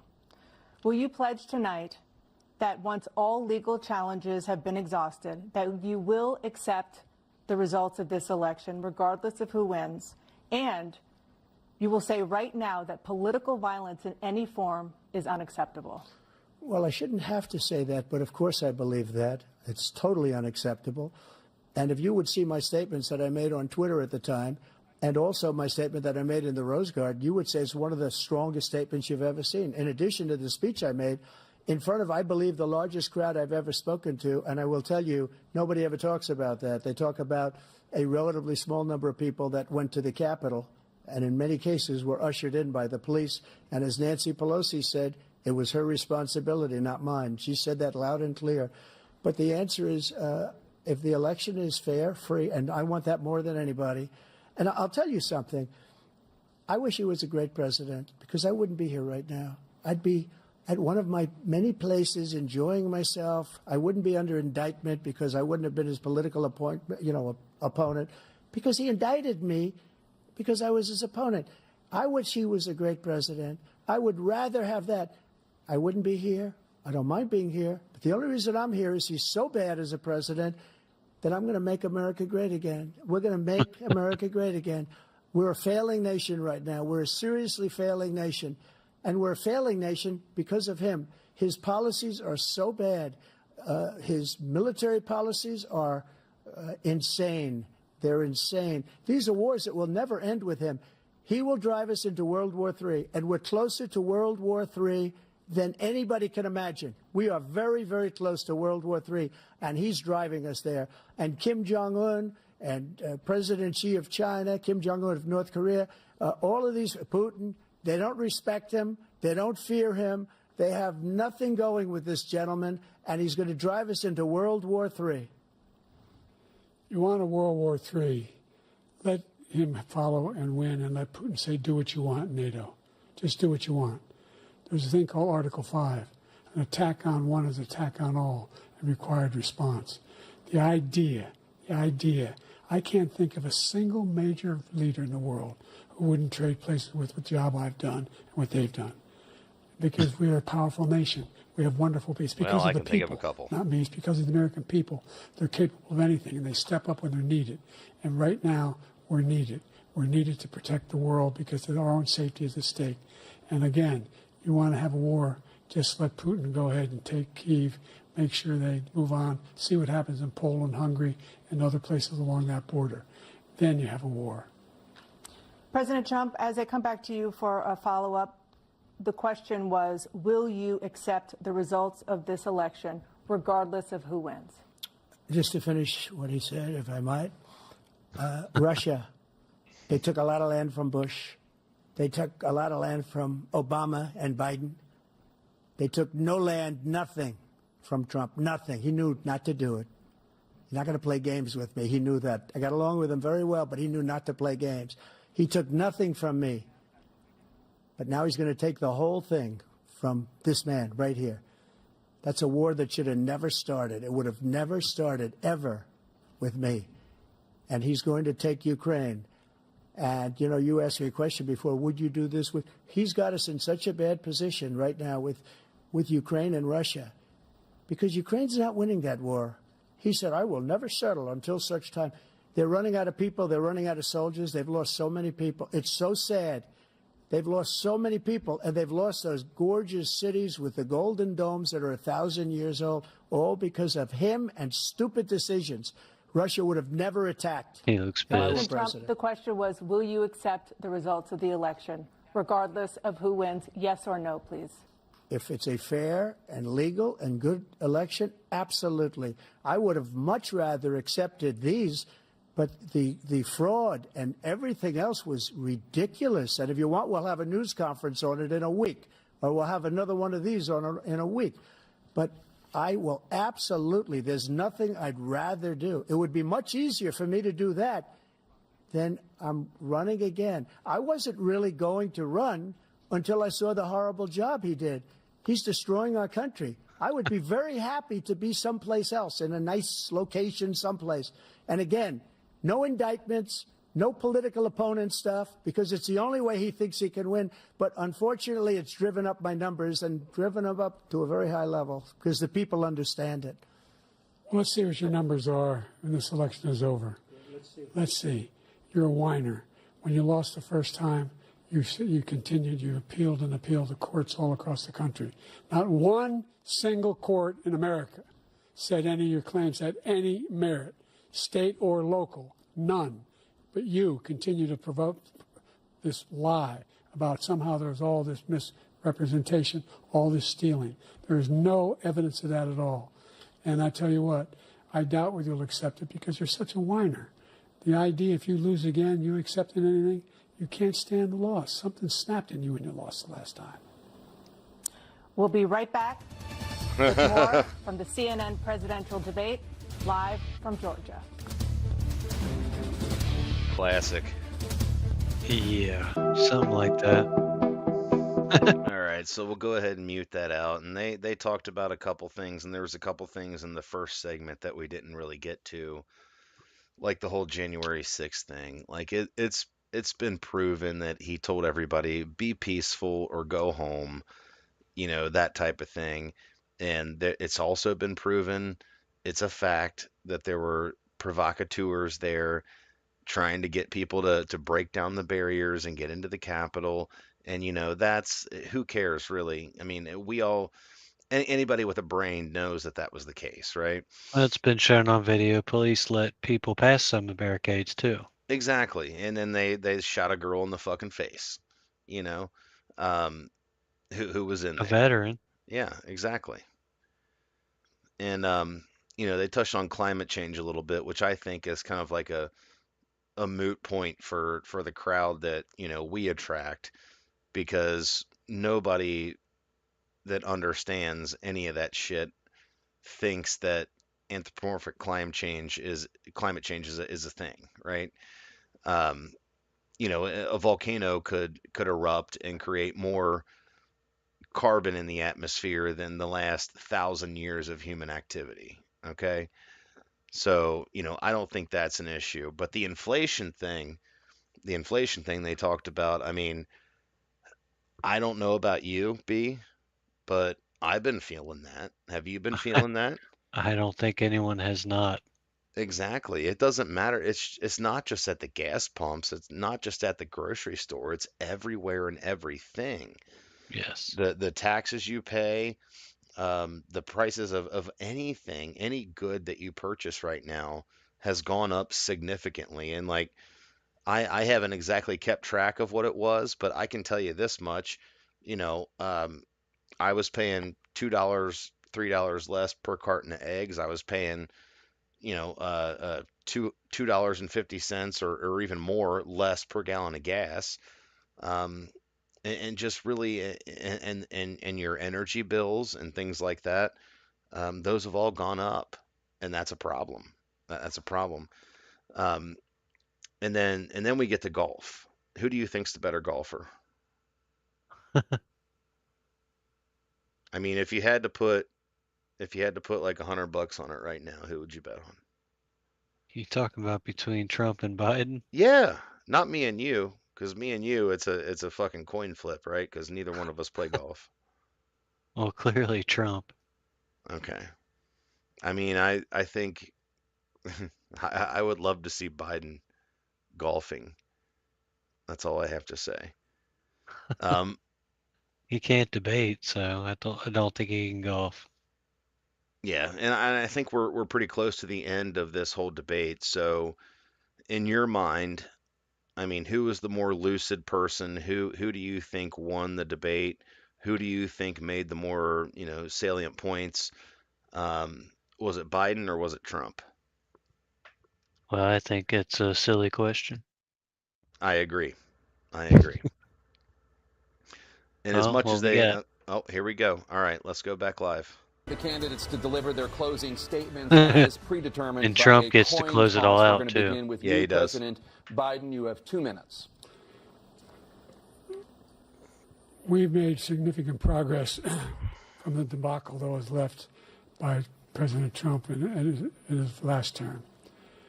We find ourselves in a situation where, number one, we have to make sure that we have a fair tax system.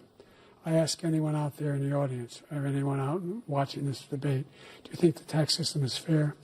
The fact is that I said nobody even making under $400,000 had a single penny increase in their taxes and will not. And if I'm reelected, that'll be the case again. But this guy has increased your taxes because of the deficit, number one. He's increased inflation because of the debacle he left after the way he handled the pandemic. And he finds himself in a position where he now wants to tax you more by putting a 10% tariff on everything that comes into the United States of America. What I did, when, for example, he wants to get rid of the ability of Medicare for Jesus us to be Christ. able to The negotiate fuck's he drug talking prices with the about? big pharma President companies. Biden, you have Well, guess what? fucking 5 We months got it. left. What would you like to We say? got it down to $35 for insulin instead of $400. No more than $2,000 for every senior, no matter how much prescription they need. You know what that did? That reduced the federal debt by $160 billion over 10 years because the government doesn't have to pay the exorbitant prices. I'm going to make that available to every senior all along, it's happening now, and everybody in America. He wants to get rid of that. I'm going to make sure that we have child care. We're going to significantly increase the credit people have for child care. I'm going to make sure we do something about what we're doing on lead pipes and all the things that are causing health problems for people across the country. We're going to continue to fight to bring down inflation and give people a break. Thank you, President Biden. President Trump, you now have 2 minutes for your closing statement. Like so many politicians, this man is just a complainer. He said, we want to do this, we want to do that, we want to get rid of this tax, that tax. But he doesn't do anything. He doesn't do, all he does is make our country unsafe by allowing millions and millions of people to pour in. Our military doesn't respect him. We look like fools in Afghanistan. We didn't stop Israel. It was such a horrible thing that would have never happened. It should have never happened. Iran was broke. Anybody that did business with Iran, including China, they couldn't do business with the United States. They all passed. Iran was broke. They had no money for Hamas or Hezbollah, for terror, no money whatsoever. Again, Ukraine should have never happened. He talks about all this stuff, but he didn't do it. For 3.5 years, we're living in hell. We have the Palestinians and we have everybody else rioting all over the place. You talk about Charlottesville. This is 100 times Charlottesville, 1,000 times. The whole country is exploding because of you, because they don't respect you, and they have to respect their president, and they don't respect you throughout the world. What we did was incredible. We rebuilt the military. We got the largest tax cut in history, the largest regulation cut in history. The reason he's got jobs is because I cut the regulations that gave jobs, but he's putting a lot of those regulations back on.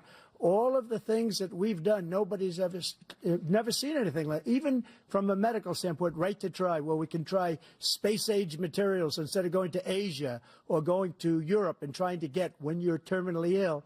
Now you can go and you can get something. You sign a document. They've been trying to get it for 42 years. But you know what we did for the military was incredible. Choice for our soldiers, where our soldiers, instead of waiting for 3 months to see a doctor, can go out and get themselves fixed up and readied up and take care of themselves, and they're living. And that's why I had the highest approval rating in the history of the VA.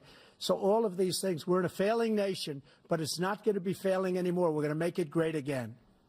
Thank you, former President Trump, President Biden. Stay with us because we have full analysis of this debate. Anderson Cooper and Aaron Burnett starts I now don't think I want on to hear CNN. that. Yeah, we don't need to hear that. Okay, so in closing here, the last thing we heard was about childcare, or one of the last things we heard was about childcare. And I think that if you didn't have all the inflation, both parents, whoever it was, whether it was the man or the woman, like both parents don't have to work, right? If you didn't have all that inflation. So there's not an issue about childcare in that sense. Yeah. You only have an issue about childcare if both parents are forced to work because that's what it takes to pay your bills and things like that. And by the way, I just want to give a quick shout out to Rick Sanchez here who joined us for almost the entire stream, damn near most of it. So thank you, Rick, for sticking with us here. I know you were in the comments and everything there in the chat, so we do thank you for that. But B, what do you think about the whole child care versus inflation thing? I mean, it's pretty much like you said. I mean, if the inflation forces both parents to work, of course, childcare becomes a problem. So, Yeah. Now, if both parents want to work, that's a different story. Right? If you have a situation where both parents want to work, then theoretically you would be able to pay for the child care if there was a need for that, right? I would say, Yeah, in theory, exactly. So we've run down a lot of issues. We went over the states' rights, 10th Amendment with regards to Roe versus Wade, and we could get into the 10th Amendment all night long. The border being a catastrophe, the economy being a catastrophe, and then they hit us with the January 6th thing, which just seems to be their mantra about, well, oh, you made a good point, so January 6th, you know. yeah. Um, Climate change, which we all know by this point is fucking bullshit. I mean, their spokesperson is Greta Thunberg, right? Um, Inflation is a huge issue. We know we all feel it, whether we want to admit it or not. We all feel it. And when I say whether we want to admit it or not, I'm talking to the people on the left who pretend that it's not fucking happening. Um, Golf. I hate golf. fuck golf, you know, that type of thing. Um, but yeah, I think, I definitely think I was surprised that no one flew off the handle. Like there was a moment there where Joe almost flew off the handle when he was talking about his son who died, Bo, and that was about it. And I think Trump definitely handled himself well. He stuck to the issues, and you know what? Based on the format that he was given, he handled himself well because even though he wasn't given time to answer to certain accusations and things like that, he used, even though they asked him a completely different question, he used that time to retort whatever was Yep. said to him. Catch up. Yeah, yeah. And then they were Yep. like, and then they gave him He more did very time. well. Yeah, they gave him more time. They were like, "Oh, the question was," and then he would fucking go back about something else, and they were like, "The question was," and then finally he would answer that question because he figured, I have to say what I have to say, and I'm only given so much time, and this is a hostile crowd, so I'm gonna do what I have to do. Yep. He handled it very well. Much better than I expected. Yeah, exactly. I think so too. I thought for sure someone was going to go off the rails. I didn't know who it was going to be, and actually no one went off the rails. So I guess we have the second debate to look forward to. I don't know when that's coming up. I don't have the date for that, but I'm sure it's in a couple weeks or a month or two or something like that. But B, I do appreciate you, coming here and hanging out with me and everybody who was in the chat and everybody who was watching. So, do you have anything to say in closing here before we end this stream? I mean, I think we've covered it all. It was interesting to say the least. Went a lot differently than I expected, and enjoyed my time with you and everyone else here. Yes, sir. Absolutely. Well, everybody that's watching and listening right now, and everybody that's in the chat, you guys have a great night. Thanks for joining us, and we will see you again soon. Good night, y'all. See you in church. Boom.